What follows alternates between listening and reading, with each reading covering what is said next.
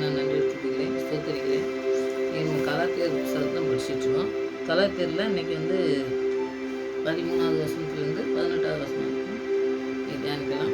நம்ம எதுக்கு அழைச்சிருக்காரு அப்படிங்கிறத பற்றி பவுல் சொன்னதை சுருக்கமாக தான் நம்ம படித்தாலும் ஆண்டவருடைய அழைப்பை நம்ம புரிஞ்சுக்கலாம். அதுதான் இன்றைக்கி தியானிக்கலாம். ஆண்டவர் பெரிய காரியங்கள் இந்த வசனங்கள் மூலமாக நம்ம செய்ய ஜெயிப்போம். அதில் தகப்பனையும் நன்றி செலுத்துகிற சுவாமி, வசனங்களின் மூலம் எங்களோடு கூட பேச வேணுமா ஜெபிக்கிறோம். எங்களுக்கு எதிராக இருக்கிற எல்லா சத்துருவின் திட்டங்களுக்கும் எங்களை விலைக்கு காக்க வேணுமா ஜெபிக்கிறோம். அடிமைத்தனத்துக்கு எங்களை அழைக்கலை. அப்பா பிதாவை என்று கூப்பிடத்தக்க புத்திர சுவிகாத்தின் ஆவியை தந்து எங்களை நடத்தி வருகிற தயவுக்காக நன்றி செலுத்துகிறோம். அந்த சிலாக்கியத்தை நாங்கள் பெற்றுக்கொண்டோம். இந்த விசுவாசத்தை நாங்கள் ஓடி ஜெயிக்க செய்யணுமா ஜெபிக்கிறோம்.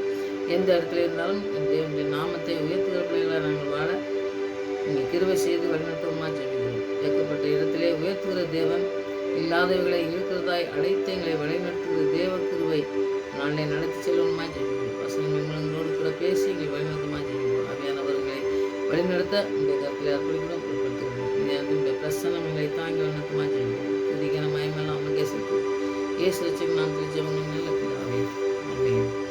பாடி கொடுத்து வசனம்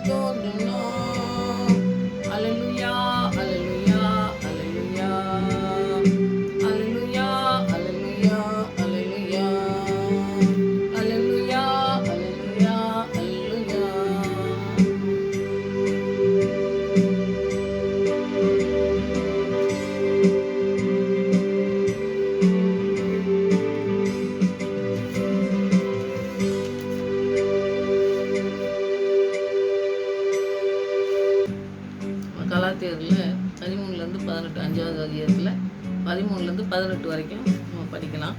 அந்த வசனங்கள் பூரா பார்த்திங்கன்னாக்கி நம்ம ஆண்டவர் வந்து ஒவ்வொரு காரியத்தையும் சொல்லித்தரதை பவுல் எழுதிட்டாரு. இந்த 13வது வசனத்தை நீங்கள் படித்து பார்த்தீங்கன்னாக்கி, சகோதரர், நீங்கள் சுயாதனத்துக்கு அழைக்கப்பட்டீர்கள்.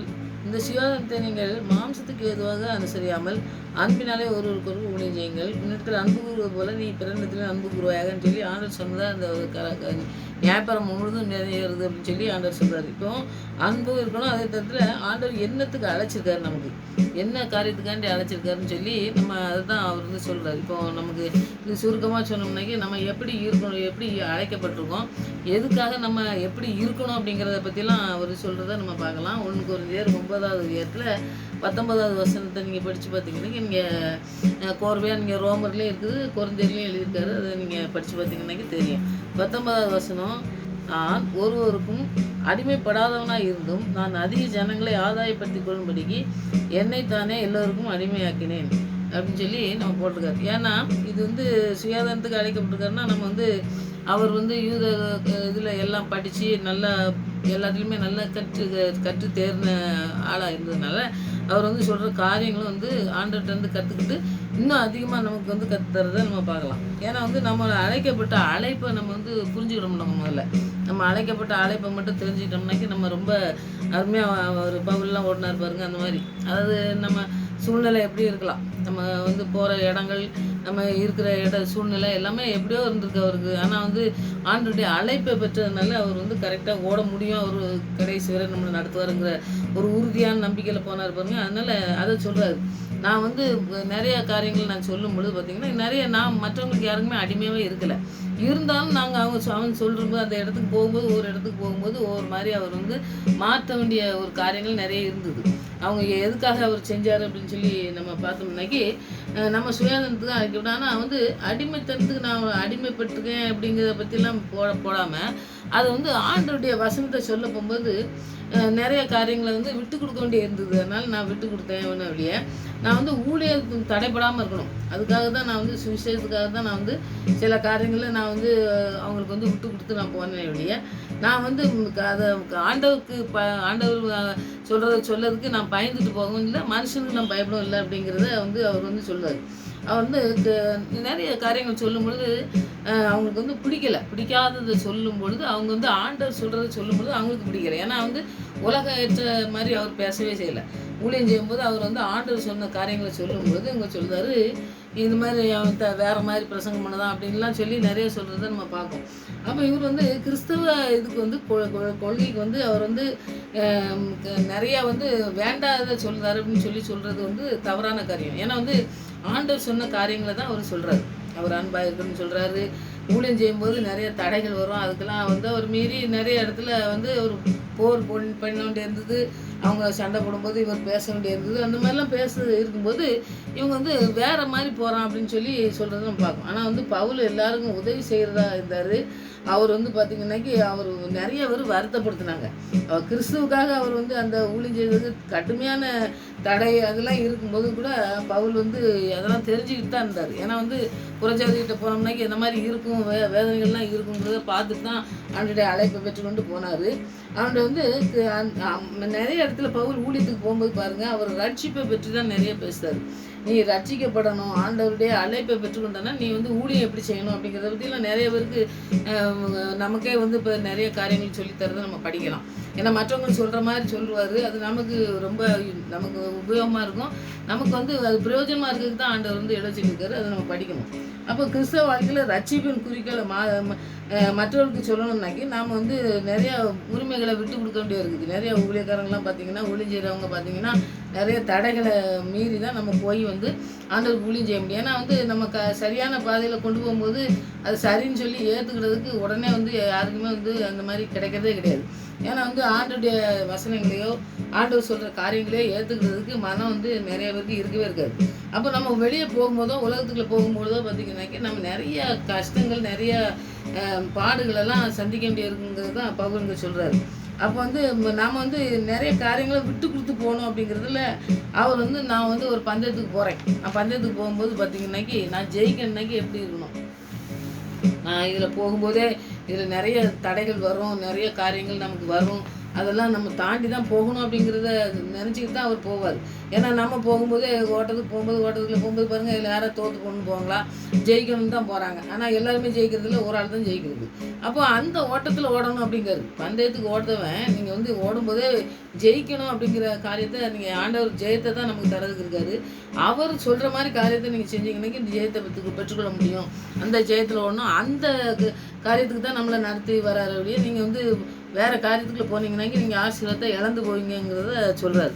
அப்புறம் பாருங்கள், இந்த 14, 15 அதெல்லாம் பார்த்தீங்கன்னாக்கி நீங்கள் அந்த அவங்க இந்த கடன் வாங்கி கொடுக்குறத பற்றிலாம் அவர் சொல்கிறார். நீ கடன் வாங்கினாக்கி திருப்பி நீ கொடுக்கறதுக்கு உனக்கு திராணி இல்லைன்னா அந்த கடனை வாங்கக்கூடாது.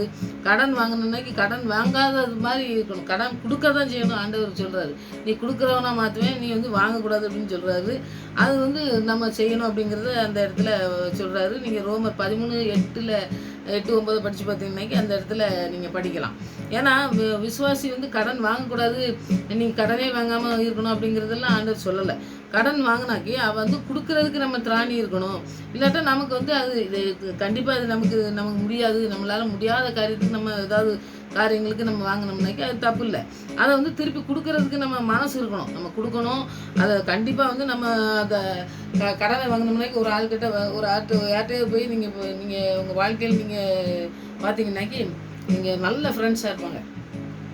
உங்களுக்கு ஒரு கஷ்டம் வந்துச்சு, அப்போது ஒரு பணம் தேவை இருக்குது. அது தேவைன்னு சொல்லி நீங்கள் போய் கேட்டு பாருங்கள். அப்போ வந்து அவங்களுடைய குணம் எப்படி இருக்குதுன்னு சொல்லி நம்ம பார்க்கலாம். ஏன்னா எத்தனையோ நான் என்னுடைய வாழ்க்கையில் நிறைய பார்த்ததுனால சொல்கிறேன், உங்கள் வாழ்க்கையிலையும் நீங்கள் பார்த்துருக்கலாம். ஏன்னா அந்த மாதிரி நம்ம ஏதாவது பண விஷயத்திலையோ மற்ற உதவிக்கு நம்ம போகும்பொழுது பார்த்திங்கன்னா எல்லோரும் வந்து செய்கிறதில்ல. நிறைய பேர் இருக்காங்க, ஆனால் வந்து நிறைய பேர் அந்த மாதிரி செய்கிறதுக்கு இல்லாதவங்க தான் நிறைய பேர், செய்கிறவங்க சிலர் தான் இருக்காங்க. அந்த மாதிரி காரியங்களில் இருக்கும்போது நாம் வந்து அந்த இடத்துல எப்படி இருக்கணும் அப்படிங்கிறத அவர் வந்து வலியுறுத்தார். நீங்கள் வந்து அன்பாக இருக்கணும் அப்படிங்கிறத பற்றி மாத்திரம்தான் இருக்கணும் இல்லையா. நீங்கள் மற்றவங்கள்ட்ட கடன் வாங்கி அவரே வந்து நான் என் கையினால் உழைச்சி சாப்பிட்டேன் அப்படின்னு தான் சொல்கிறாரு. அதனால் அவர் வந்து தைரியமாக சொல்கிறாரு. இப்போ நம்முடைய வாழ்க்கையிலையும் பார்த்திங்கன்னா இதெல்லாம் நம்ம கடைப்பிடிக்கும் போது தான் நம்ம மற்றவங்க சொல்ல முடியும். நம்ம தைரியமாக அந்த வசனங்களெல்லாம் நம்ம வாசிக்கும்போது நமக்கு அது சொந்தமானது அப்படின்னு சொல்லி நம்ம எடுத்துக்கிடணும். சங்கீதம் 37:21-26 வரைக்கும் படிச்சிங்கன்னாக்கி அது அப்படி தான். துன்மார்க்கன் கடன் வாங்கி செலுத்தாமல் போகிறான், நீதிமானோ இறங்கி கொடுக்குறான். அப்போ நீங்கள் நீதிமானாக தான் இருக்கணும், துன்மார்க்கனாக இருக்கக்கூடாது அப்படின்னு சொல்லி தான் அதை வந்து சொல்கிறாரு. ஏன்னா சங்கீதத்தில் எழுதினாலும் சரி, மற்ற வேதத்தில் எழுதினாலும் சரி, ஆண்டவர் வந்து எப்பவுமே நீ கடன் வாங்கி அதில் மூழ்கி அடித்து உனக்கு வேணுங்க, உனக்கு இஷ்டப்படி செய்ய அப்படின்னு சொல்லி ஆண்டவர் சொல்லவே இல்லை. நீங்கள் ஜெபத்தோடு செஞ்சீங்கன்னா கண்டிப்பாக இந்த மாதிரி காரியங்கள் வந்து நமக்கு நடக்கிறதுக்கு வாய்ப்பே கிடையாது. அதனால் நீங்கள் வந்து ஜெபத்தோடு எதுனாலும் செய்யுங்க. அந்த காரியங்களில் நம்ம ஆசீர்வாதமாக இருக்கணும். நம்ம வந்து மற்றவங்ககிட்ட கடன் வாங்குறது வந்து ரொம்ப தவறான காரியங்கிறது வேதமும் சொல்லுது. நமக்கு வந்து அந்த கேரக்டர் இருக்கக்கூடாது. இல்லாமல் ஆண்டவரே நீங்கள் எனக்கு எவ்வளோ வேணும் அப்படிங்கிறத வந்து அவரே தெரியும், முன்னாடியே தெரியும்னு சொல்கிறாரு. ஏன்னா உனக்கு என்ன தேவைங்கிறத நான் முன்னாடியே அறிஞ்சு வச்சுருக்கேன்னு சொல்கிறாருல. அப்போ நமக்கு என்ன தேவைங்கிறது தெரியும். தேவை இல்லாததுக்கு நம்ம கடனை வாங்கி மற்ற காரியங்கள் செய்கிறது வந்து தவறான காரியம். அதுக்கு போகாதபடி ஆண்டவரே நீங்கள் என்ன நடத்துங்க அப்படின்னு சொல்லி நம்ம ஜெபிக்கிற பிள்ளைங்களாக இருக்கணும். இந்த 15வது வசனத்தை நீங்கள் படிச்சோம்னா அதுலேயும் அப்படி தான் பாருங்கள். நீங்கள் வேண்டாத காரியங்களில் நீங்கள் போகாதங்கிறது தான் ஆண்டவருடைய அந்த எதுக்கு அழைக்கப்பட்டாங்க தெரியாதனால தான் ஒருத்தருக்கு ஒருத்தர் சண்டை போடுறீங்க, அன்பாக இருக்கிறதுல சண்டை போடுறீங்கன்னு சொல்கிறாரு. அடுத்தது பாருங்கள் 16வது வசனத்தை பார்த்திங்கன்னா, பின்னும் நான் சொல்கிறது என்னவென்றால் ஆவிக்கேற்றபடி நடந்து கொள்ளுங்கள், அப்பொழுது மாம்ச இச்சையை நிறைவேற்றாது இருப்பீர்கள். இப்போது நீங்கள் மாம்ச இச்சை என்னென்னா ஆண்டவருக்கு பிரியமில்லாத காரியங்களை செய்கிறது தான் அந்த மாம்ச இச்சைங்கிறது. அப்போ அந்த காரியங்களில் இருக்கும்போது நீங்கள் ஆசீர்வாதத்தை இழந்து போக முடியும். அதனால் அந்த காரியங்களையும் இருக்கக்கூடாது அப்படிங்கிறத வலியுறுத்தி சொல்கிறாரு. ஏன்னா நீங்கள் எதுக்கு அழைக்கப்பட்டீங்கன்னு சொல்லி அதை இழந்து போகக்கூடாது அப்படிங்கிறதுக்கு தான் இதெல்லாம் சொல்கிறாரு. நீங்கள் வந்து அதை ஆவிக்கேற்றபடி நடந்துக்கணும். இந்த நீங்கள் உங்கள் சிந்தனைக்கு வரும்போதுங்க அந்த சிந்தனைக்கு ஏற்ற மாதிரி நீங்கள் போகாதங்க அப்படிங்கிறது. அப்புறம் 17வது வசனத்தை நீங்கள் படித்து பார்த்தீங்கன்னா ரொம்ப அருமையான வசனம். 17, 18 நீங்கள் ரொம்ப அருமையான வசனம். அதை வந்து நம்ம வந்து ஆண்டவரோட தியானிக்கும் பொழுது அந்த வசனத்துக்கு எத்தனை அருமையான வசனம்னு சொல்லி நம்ம ஆண்டவர் அந்த அர்த்தத்தை சொல்லி தரும்போது தான் நமக்கு புரியும். ஏன்னா சும்மா நம்ம வாசிட்டே போகிறோம் பாருங்க, அதனால நமக்கு வந்து அவ்வளோ நமக்கு வந்து அதனுடைய கருத்து தெரியாது. ஆனால் அந்த ஜெபத்தோடு கூட நீங்கள் படித்து பாருங்கள், அந்த வசனத்தில் எவ்வளோ காரியங்கள் ஆண்டவர் சொல்லித்தராருன்னு பாருங்கள். 17வது வசனம், மாம்சம் ஆவிக்கு விரோதமாகவும் ஆவி மாம்சத்துக்கு விரோதமாகவும் இச்சிக்கிறது. நீங்கள் செய்ய வேண்டியது என்னவென்றவைகளை செய்யாதபடிக்கு இவைகள் ஒன்றுக்கொன்று விரோதமாக இருக்கிறது. இப்போ நீங்கள் என்ன செய்யணும்னு நினச்சிக்கிறீங்களோ அதுக்கு விரோதமாக செய்யுது. அப்போ விரோதமாக இருக்கிறதுனாலே நம்முடைய வாழ்க்கையில் ஏதோ ஒன்று நம்மளை மூழ்கடிக்க பார்க்குது, நம்முடைய வாழ்க்கை ஏதோ நல்லா போயிட்டு இருக்கதை பண்ண போகுது அப்படின்னு சொல்லி நம்ம ஆண்டுகிட்ட ஜெபிக்கிற பிள்ளைங்களா இருந்தோம்னாக்கி இந்த காரியங்களில் நம்ம ஜெயிக்க முடியும் அப்படிங்கிறத சொல்கிறாரு. இப்போ பாருங்கள் 18வது வசனத்தில் ஆவியினால் நடத்தப்படுகிறதுனால நீங்கள் நியாயப்பிரமாணத்துக்கு கீழ்ப்பட்டவர்கள் அல்ல. நியாயப்பிரமாணத்தின்படி நடக்கன்னு சொல்கிறாங்க பார்த்தீங்களா இஸ்ரேல் மக்கள். அதனால அவங்க கீழே விழுறது காரணமே அதுதான். நான் இந்த மாதிரி கை கழுவிட்டு சாப்பிடணும், நான் இப்படி தசம பாகம் கொடுக்கேன், அது எல்லாமே செய்கிறேன்னு சொல்லி இந்த ஆண்டவருக்கு பிரியமான காரியத்தை செய்ய சொல்லி பவுல் எழுதும்போது இந்த காரியங்கள்லாம் அவங்களுக்கு பிடிக்கவே பிடிக்காது. நீ இப்படி அன்பாக இருக்கணும், நீ ஒருத்தன் பொறாமப்படக்கூடாது, ஒருத்தன்ட்ட கடன் வாங்கி சாப்பிடக்கூடாது, அப்புறம் கடனை வாங்கிட்டு அவங்ககிட்ட இது பண்ணக்கூடாது, ஆவியில் நடத்தப்படணும், இப்படிலாம் சொல்லும் பொழுது அவனுக்கு அது பிடிக்கவே செய்யாது. நீங்கள் மாம்சத்துக்கு உனக்கு என்ன தோணுதோ அதுபடி செய்யாத அப்படின்னு சொன்னோம்னாக்கி என்ன இவன் இப்படி சொல்கிறான், நமக்கு ஏற்ற மாதிரி தான் நம்ம போடுவோம். நம்ம சில இடத்துல பார்த்தீங்கன்னாக்கி நம்ம இஷ்டப்படி நமக்கு ட்ரெஸ் எடுக்கணும், எனக்கு ஏற்ற மாதிரி தான் நான் எல்லாம் செய்வேன் அப்படின்னு சொல்லிட்டு சிலர் இருக்கும்போது பார்த்திங்கன்னா அதனால பெரிய காரியங்கள் நம்ம ஆசீர்வாதத்தை இழந்தோம். ஆண்டவருக்கு பிரியமில்லாத காரியங்கள் தான் அதெல்லாம் நடக்கிறதுக்கு வழிவகுக்கக்கூடிய காரியங்கள். அதுதான் அவர் சொல்கிறாரு, நீ மாம்சத்துக்கு ஏற்றபடி நீ நடக்காத அப்படின்னு சொல்லி அவர் ஆணித்தரமாக சொல்கிறத நம்ம பார்க்கோம். அது விரோதமாக நடக்கும், ஆவிக்கு விரோதமாக தான் நடக்கும் அந்த மாம்சத்துக்கு ஏதாவது போகிறது. அதனால் நீ அந்த மாதிரி செய்யாமல் இருக்கிறதுக்கு நீ ஒன்றுக்கு விரோதமாக செய்யும், அதனால் நீ அதுக்கு ஜாக்கிரதையாக இரு அப்படின்னு சொல்கிறாரு. ஆவியினால் நீ நடத்தப்படுங்க, ஆவியானவர் நடத்தினார்னாக்கி உங்களை எப்படி கரெக்டாக கொண்டு போவார் அப்படிங்கிறத நீங்கள் நடந்தீங்கன்னாக்கி அதில் நீங்கள் ஆசீர்வாதத்தை சுதந்திரிக்க முடியும். அது அடுத்தது நீங்கள் மாம்ச கிரியலும் சொல்லி போட்டிருக்காரு. அடுத்தது ஆவின் கனி, அதெல்லாம் ரெண்டையும் நம்ம அடுத்ததில் படிக்கலாம். ஏன்னா காரியங்கள் எப்பொழுதுமே பாருங்கள், இது அழைப்பை பற்றி தான் சொல்கிறாரு. அழைப்பு நீங்கள் எதுக்கு அழைக்கப்பட்டிருக்கீங்களோ அதுக்கு நீங்கள் முழுமையாக நின்று நீங்கள் எத்தனை போராட்டங்கள் வந்தாலும் சரி நீங்கள் ஆவியின் எப்படி நடங்க, ஆவியானவர் என்ன சொல்கிறாரோ அதுபடி நடங்க. உங்கள் நம்ம மாம்சத்துப்படி என்ன நமக்கு தோணுதோ அதுபடி நீங்கள் நடக்காதுங்க அப்படிங்கிறத ரொம்ப இதுலேருந்து நான் அந்த வசனத்துலேருந்து நம்ம படிக்கக்கூடியது அதுதான்.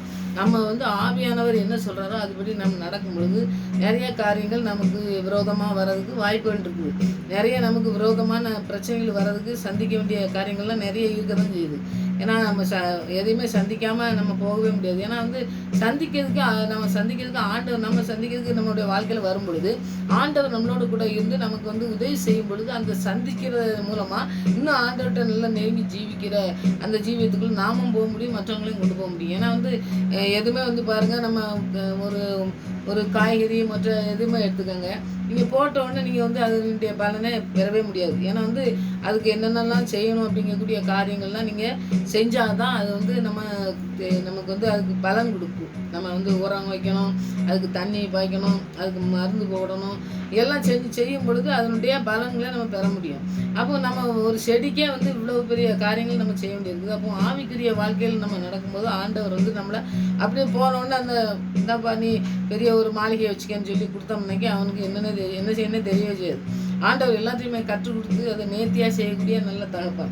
நம்மளை அப்படியே கொண்டு போய் தள்ளி விட்டுட்டு நீ எப்படியோ போ அப்படின்னு சொல்லிட்டு நம்ம ஒரு பிஸ்னஸ் பண்ணோம்னாக்கி அதில் கொண்டு போய் விழுந்துட்டு அப்படி எப்படியோ நஷ்டமாயிட்டுனா போ அப்படின்னு சொல்லி விட்டுருவாங்க பார்த்தீங்களா. அந்த மாதிரி இல்லை, ஆண்டவர் கொண்டு போய் விட்டாருனாக்கி அதில் நிலைச்சி நிற்கக்கூடிய நம்ம மரண பரியந்தான் நம்ம நடத்தக்கூடிய நல்ல தகப்பன். அதனால் நம்மளை அழைச்சிருந்தாருனாக்கி கண்டிப்பாக கடைசி வரைக்கும் எந்த பிசாசு என்ன திட்டம் போட்டாலும் சரி அது நம்மளுக்கு நிலைச்சி நிற்கவே செய்யாது.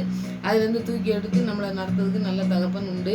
அதனால் நம்ம ஆவியானவரால் நடத்தப்பட நம்ம அர்ப்பணிக்கணும். அதனால் அதுதான் நமக்கு முக்கியம். நம்மளை அடிமைத்தனத்துக்கு அவர் அழைக்கலை, நம்மளை விடுதலை தந்து அவருடைய ரத்தத்தினால நம்மளை மீட்பை தந்து நம்மளை நமக்கு அவர் சொந்த பிள்ளையாக மாற்றிருக்காரு. அதனால் அவருடைய பிள்ளையாக இருக்கிறதுனால நாம் அவருக்கு சொந்தமான பிள்ளைங்க, நம்ம அடிமைத்தனத்துக்கு பிள்ளைங்க கிடையவே கிடையாது.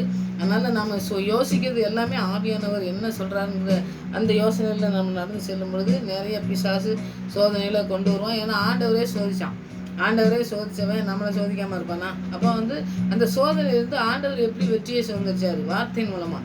அதே மாதிரி வார்த்தையின் மூலமாக தான் நாமளும் ஜெயிக்கணும். அதுக்கு நமக்கு உதவி செய்கிறதுக்கு ஆவியானவர் இருக்கார். இன்றைக்கி ஆவியானவர் நம்மளோட கூட இருக்கலைன்னா நாம் என்றைக்கோ மறித்து எங்கேயோ மண்ணோட மண்ணாக போயிருக்கோம். ஆனால் ஆண்டவருடைய அழைப்பு நமக்கு இருக்கிறதுனால தான் நம்ம இன்றைக்கி ஜீவிக்கிறோங்கிற ஒரு உறுதியான நம்பிக்கை எனக்கு உண்டு. உங்களுக்கு சிலருக்கு இருக்கலாம். ஏன்னா வந்து நம்முடைய வாழ்க்கையில் நிறைய காரியங்கள், நிறைய சூழ்நிலைலாம் பார்த்திங்கனாக்கி நம்ம ஜீவனோடு இருக்கிறதே வந்து ஒரு பெரிய காரியம்தான். எதுக்கோ வச்சுருக்காரு, ஆண்டவர் வச்சுருக்காரு அப்படிங்கிறதுனால தான் நம்ம இருக்கோம். அப்போ ஆண்டவருக்குன்னு என்ன செய்யணும், அவர் சொல்கிற காரியங்கள், ஆவியானவர் சொல்கிறத நம்ம நடத்தணும் அப்படிங்கிற காரியங்களில் நமக்கு எத்தனையோ இக்கட்டுகள், நோய்கள், பிரச்சனைகள்லாம் வந்துச்சுது. அதிலெல்லாம் நம்ம மீட்டெடுத்து நம்மளை வச்சுருக்காருன்னா ஏதோ ஒரு நோக்கம், ஆண்டவருக்கு ஏதோ செய்யணுங்கிறதுக்காக தான் நம்மளை வச்சுருக்காருங்கிற நோக்கத்தோடு நம்ம இன்றைக்கி ஜெபத்தோடு கூட நம்ம இன்றைக்கி அர்ப்பணித்து ஜெயிப்போம். ஆண்டவர் பெரிய காரியங்கள் நமக்கு செய்யத்தான் போகிறாரு. அவர் வந்து அடிமை பிள்ளையாக இல்லை, நம்மளை அவருக்கு பிள்ளையாக நம்மளை அழைச்சிருக்காரு. அந்த ஒரு பெரிய அழைப்பை நமக்கு தந்திருக்காரேன்னு சொல்லி அந்த நம்பிக்கை இருக்கணும், அந்த விசுவாசம் இருக்கணும். அந்த விசுவாசத்தில் நம்ம ஜெயிப்போம். நம்ம பிசாசை ஜெயிக்க முடியும். எல்லா காரியங்களையும் ஜெயத்தை தர்றதுக்கு ஆண்டவர் நம்மளோட கூட இருக்கிறாருன்னு சொல்லி அந்த உறுதியான விசுவாசத்தை நீங்கள் தருவார்னு சொல்லி நான் விசுவாசிங்க. இந்த வசனங்கள்லாம் நீங்கள் தியானிக்கும் பொழுது அப்படி தான் நீங்கள் தியானிங்க. ஆண்டவர் பெரிய காரியங்களை செய்வார். ஆமென். ஜெயிப்போம்.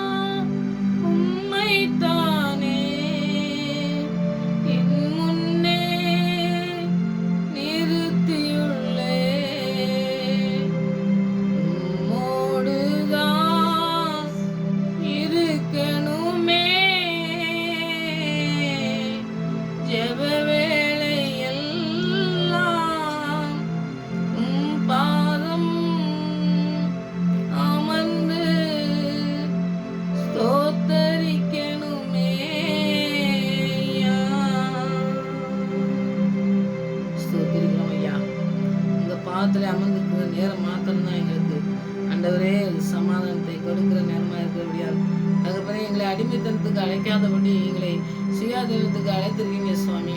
அப்பா பிதாவை கூப்பிடத்தக்க புத்திர சுவிகாரத்தின் ஆவி எங்களுக்கு தந்திருக்கீங்க. அந்த ஆவியானவர் நடத்துதலுக்கு நாங்கள் அர்ப்பணிக்க கிருபை செய்யுங்க. தகப்பனே இந்த வசனங்கள் மூலம் ஆண்டவரை எங்களோட கூட பேச வேண்டுமா ஜெபிக்கிறேன். ஆண்டவரே எனக்கு நன்றி செலுத்துகிறோம் சுவாமி. நன்றி ரஜா. நாங்கள் ஆண்டவரே ஆவியானவர் சொல்றதை கேட்டு அதன்படி நடக்கிற பிள்ளைகளாய் காணப்பட கிருபை செய்யுங்க. தகப்பனே நமக்கு நன்றி செலுத்துகிறோம். உங்களுடைய மாம்சத்தை சிந்தனையின்படி நடக்காதபடி ஆண்டவரே ஆவியானவர் கொடுக்குற இந்த வசனத்தின்படி அந்த வார்த்தையின்படி கீழ்ப்படிந்து நடக்க எங்களுக்கு கற்றுத்தந்து வழிநடத்தமாக ஜெபிக்கிறோம். நாட்களிலே தகப்பனே நீங்கள் எதுக்கு அழைத்திருக்கீங்களோ அந்த அழைப்பை நாங்கள் புரிந்து கொண்டு ஓடி ஜெயிக்கிற பிள்ளைகளாய் காணப்பட கிருபை செய்யுங்க. தடையை செய்கிற பிசாசானவங்க எல்லாவற்றிலும் இருந்து ஆண்டவரை எங்களை விடுதலை செய்கிற ஒரு தகப்பன் உண்டு என்று நாங்கள் விசுவாசித்து ஜெபிங்க. எங்களுக்கு கிருபை தந்து வழிநடத்தமாக ஜெபிக்கிறோம். நாட்களும் அப்படியே தகப்பனே என்னை போல வேதனையோடு காணப்படுகிற ஒவ்வொரு பிள்ளைகளுக்கும் அந்த வேதனையை மாற்றி ஆண்டவரே இந்த வாழ்க்கையில் ஒரு புதிய திருப்பத்தை நீ தர வேண்டுமா ஜெபிக்கிறேன். ஆண்டவரே தகப்பனே உங்களுடைய ஆவியானவர் சொல்றதை கேட்டு அதுக்கு கீழ்ப்படிந்து நாங்கள் நடந்து சென்று வெற்றியை சுதந்தித்துக் கொள்கிற பிள்ளைகளாய் காணப்பட கிருபை செய்யுங்க. கேட்கிற பிள்ளைகள் என்ன தேவையா இருந்தாலும் அதை நீ சந்திக்க வேண்டுமா ஜெபிக்கிறேன். ஆண்டவரே எங்களுடைய வாழ்க்கையில நீங்கள் வைத்திருக்க திட்டம் மாத்திரம் நிறைவேற்றும். ஆவியானவர் எங்களை கொண்டு ஆண்டவரை என்ன செய்ய திட்டம் வைத்திருக்க எதுக்காக அழைத்தீங்களோ சுவாமி அதை செய்து முடிக்க வேண்டுமா ஜெபிக்கிறேன். ஆண்டவரே உங்களுடைய பாதத்திலே அமர்ந்திருக்கிறோம், உங்களுடைய வசனத்தை தியானிக்கிறோம். இந்த வசனத்தின் மூலம் எங்களோடு கூட பேசி எங்களை வேணத்தமா ஜெபிக்கிறோம். தகப்பனே எங்கள் ஜெபத்துக்கெல்லாம் பதில் கொடுத்து நன்றி செலுத்துகிறோம். மறுபடியும் உங்களுடைய சமூகத்தில் வருமுறை எங்களை காத்து வேணத்தமா ஜெபிக்கிறோம்.